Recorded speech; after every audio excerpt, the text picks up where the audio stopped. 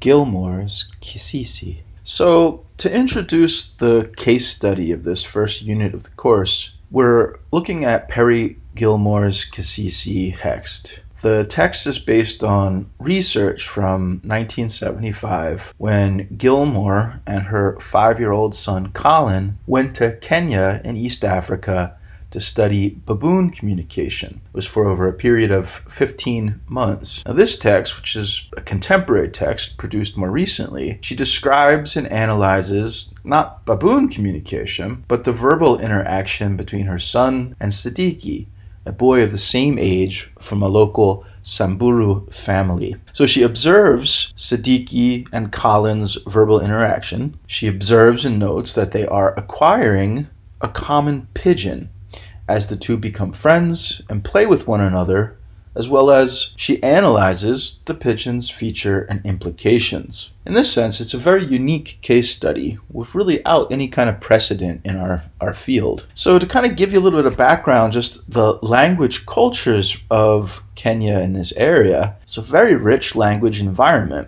Kenya has languages such as Luo and Turkana that are Nilotic languages that originate around the Nile River Valley, and Abuluya and Samburu, Bantu languages that are quite widespread through the African continent with Bantu speakers' migrations. So Siddiqui spoke Samburu, a language that's related to Maasai, if you're familiar with this language of East Africa. It's also a Nilotic family language. But he also knows Swahili. Swahili is a Bantu language, so it's a completely different language family than Samburu. Swahili is very widespread. It's a lingua franca, really, of the East African region. You could see 80 million speakers, so it's quite a large language. It's spoken in areas like Kenya, as well as Tanzania, Mozambique, and so on. To give you a kind of introduction to Swahili, I was going to play Diamond Platinum's a Swahili artist song, I Miss You. In the song, please listen to the unique phonetic sound system of Swahili. Hello, hapo vipi sijui unanisikia? Hello, na maneno natamani kukwambia. Hello, tafadhali usije nikatia. Hello, ona mpaka nasahau kusalimia. Habari gani? Leo nimeukumbuka sana na mama yani tukuwazaga. Vipi nyumbani? Hali ya mumeo na wana na anti shani wachimwaga. Kile kidogo changu cha roho bado kinanitia tabu. Najitahidi kukaza roho ila nazidisha adhabu. Tena silali roho nasubiri maajabu maumivu yangu. Just a little sample of the Swahili language.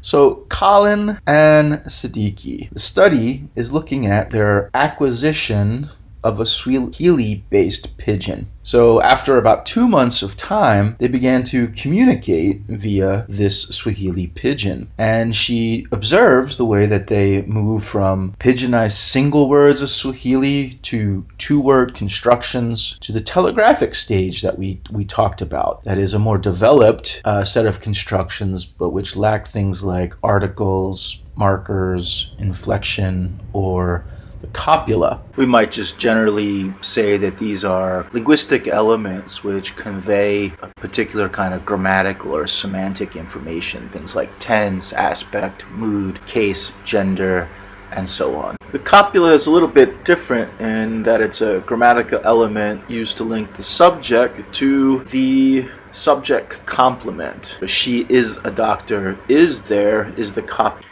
Regardless, she notes a period of expansion, and in many ways, this parallels the process, right, of first language acquisition that we talked about. In many ways, it was a very rapid process of acquisition and language formation that illustrates both, the biological as well as cultural aspects of language. The study, Kisisi, really illustrates the change and development of language that we've been talking about.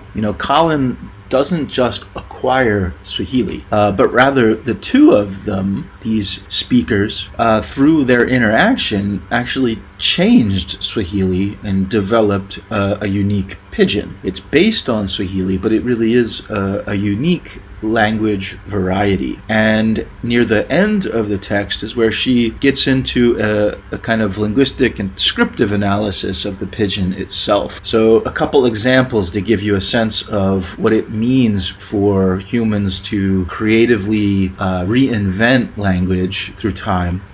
The pidgin, for example, had unique sound innovations. So some of the phonetic features, right, of the pidgin that they used were distinct from that of Swahili. Alveolar stops, for example, shifted from voiceless to voiced. Humans will adopt this kind of change in many different parts of the world. Take it, right, becomes take it, for example. We might think of that as the shift, right, from K to G. The pidgin had many lexical and semantic innovations. So there are words that are from Swahili directly, but then there are words that are not Swahili. They're not rooted in Swahili. They are created by the two speakers through their interaction. Tina was one of the examples that Gilmore uses. This is a distinctive word in the pidgin for fast that isn't the same for Swahili. Also, the term lass, which you can tell is drawing off of English, but is unique from English. In English, like this. But for the Swahili pidgin, Swahili-based pidgin, there is this new term, lass, that means like this, that they are observed using. The pidgin also has many grammatical innovations, particularly around Euralis time. Euralis time is an imagined time. So it includes things like a hypothetical, a wish, a desire, a possibility, and so on. And so they innovated this Euralis time, which, if we're just thinking about appreciating, right, the biology and culture of language, it's incredible that these two, 5-year-olds are doing this in a period of, 2 months to 15 months, right? That they, through that short period of time, they're even innovating these complex grammatical kinds of features. And so, again, drawing on an English basis here, they are using what would be from English as pretend, but gets changed and developed in their pidgin as tend. And they use tend in conjunction with a statement to present a Euralis time. And you can see, in the examples here, pretend where we go, the road breaks. Road is broken, right? To index that this is not a state of affairs that's being described in the present moment, but that is this Euralis, this imaginative time. So in these examples, you can see this change and development that the pidgin has when you compare it to, let's say, the original language that it's based on, Swahili, and then the other English language, right, that has features that are being drawn upon as well. So clearly the book gives us a sense of the historical process and shift of language. That language is always changing. By the end of the project, the pidgin died or stopped being used, or as sometimes is referred to in Native American communities, went to sleep. Siddiqui had begun studying English, and they both gradually abandoned the pidgin for English. And the role of the school was very important and clear in the text as a kind of an engine, right, or a mechanism for that language shift. So there's a number of different social factors also, one could say cultural factors, right, that also contributed to the decline of the pidgin. Their relationship changes through time as Colin moves away, and it's generally the status, right, of their language variety in Kenyan society. It had a fairly low, status in Kenyan society. It wasn't widely used, and so on. It didn't have a lot of power and prestige associated with it, and all of that contributes, right, to the historical process and shift that we saw of Colin and Siddiqui's language use. So, in conclusion, trying to get you to appreciate, right, the role of language in the human condition. And the Kisisi, this particular text, really illustrates what the biology, right, the biological process of how humans acquire language in a universal sense, transcendent of any one particular population, and then the culture of language. How that process is or cannot be disconnected from learned behavior. And so Colin, who is from the United States and is there in Kenya, is acquiring Swahili. And why is he acquiring Swahili? Because that's shared and learned human behavior. And we can see the process by which the language goes through change, right? That it's not only kind of like we're hardwired to share and learn a fixed linguistic variety, but that not only do we have the capacity to learn many different language varieties, but we have an active role in changing those varieties for our own purposes and our own objectives within the context of our ways of life.